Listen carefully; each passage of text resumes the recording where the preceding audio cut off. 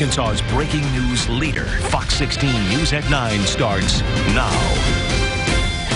The State Department of Human Services now making plans to take control of some nursing homes in Poinsett and Yell counties after it says budget crunches could cause a health risk.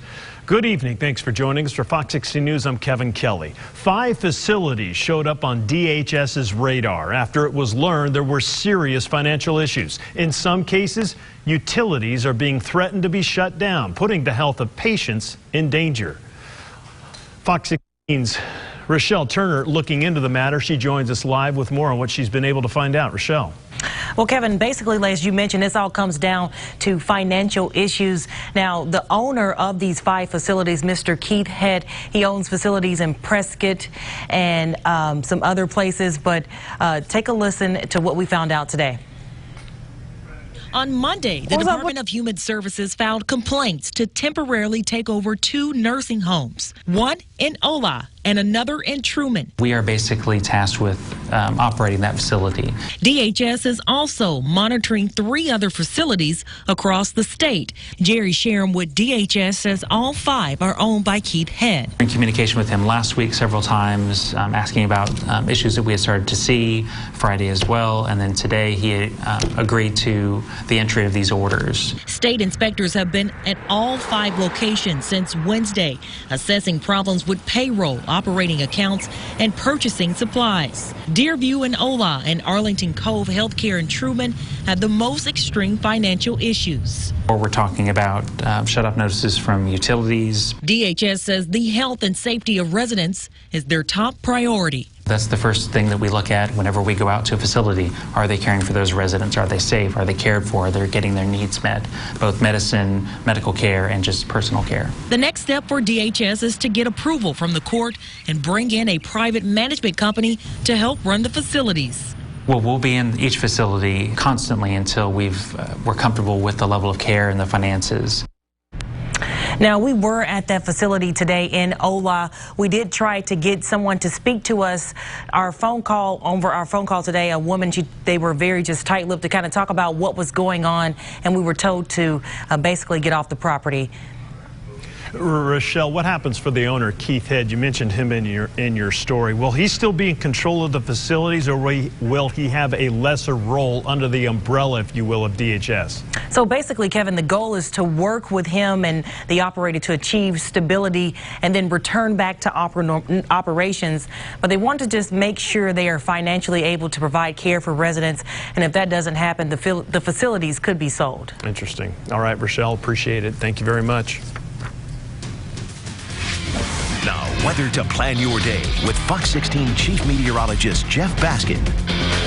Still feeling very much like summer as we round out September. High temperatures well into the 90s again today. And guess what? As we go into October, pretty much more of the same. But if you're looking forward to some cooler fall-like weather, well, we finally do have at least some coming your way, but you're going to have to be a little bit patient. High temperatures today, 93 in Little Rock, 96 in Stuttgart. Look at Camden and Monticello. Temperatures still in the upper 90s, and with some humidity feeling more like mid to upper 90s across most of the state. And it's still pretty warm out there. Yes, sun's been down for a couple of hours, but still 80 degrees right now in Little Rock. Actual temperature 82 in Hot Springs. A little bit cooler northwest temperatures in the low to mid 70s. Satellite and radar not showing a whole lot, mainly clear skies thanks to a big area of high pressure that's been keeping us very warm and dry. So mainly clear skies overnight going into tomorrow morning, and tomorrow pretty much like what we saw today, with temperatures well up into the 90s once again and no rain around. Here's that hour-by-hour forecast for tomorrow. Temperatures starting off in the lower 70s but warming up very quickly, upper 80s, pushing 90 degrees by noon,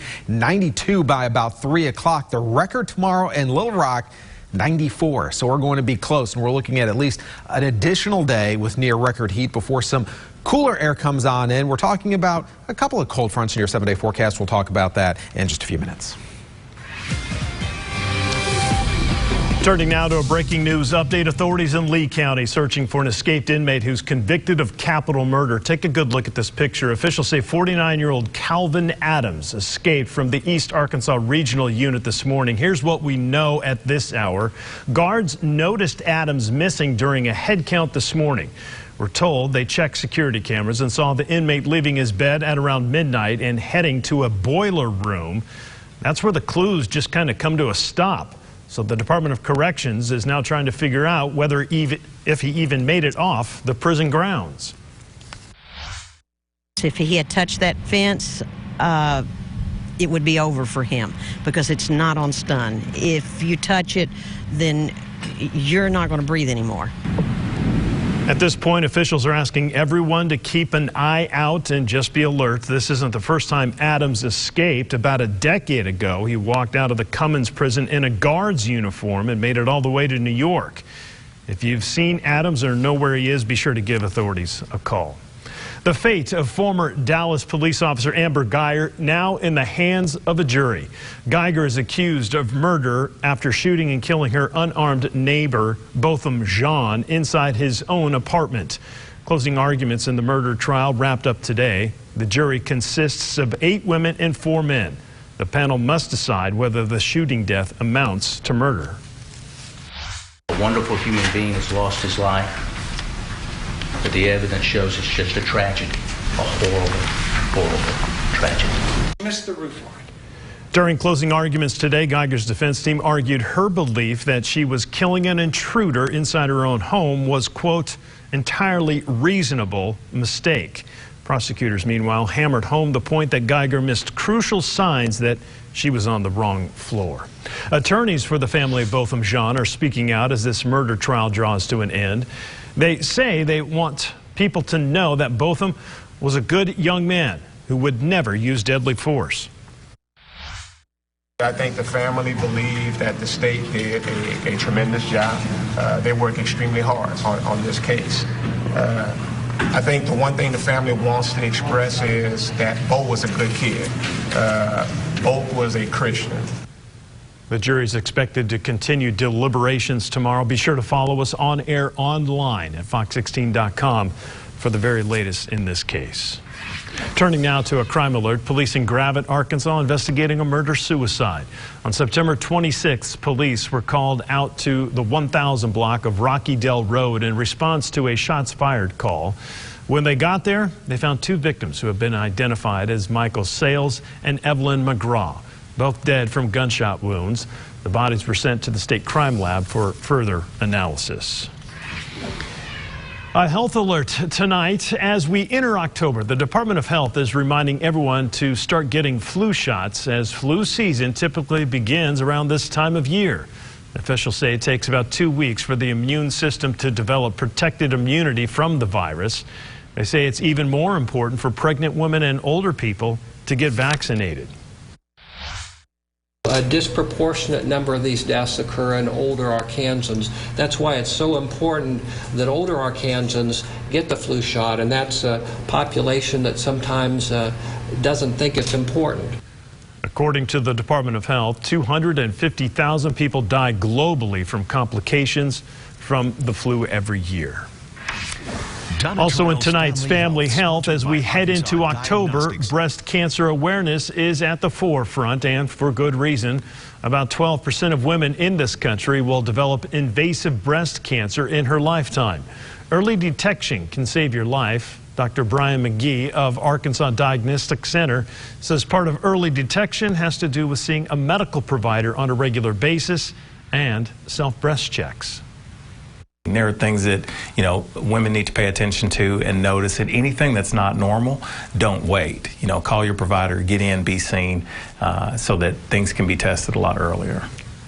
Women should have their first mammogram when they are 40 years old, sooner if breast cancer runs in their family.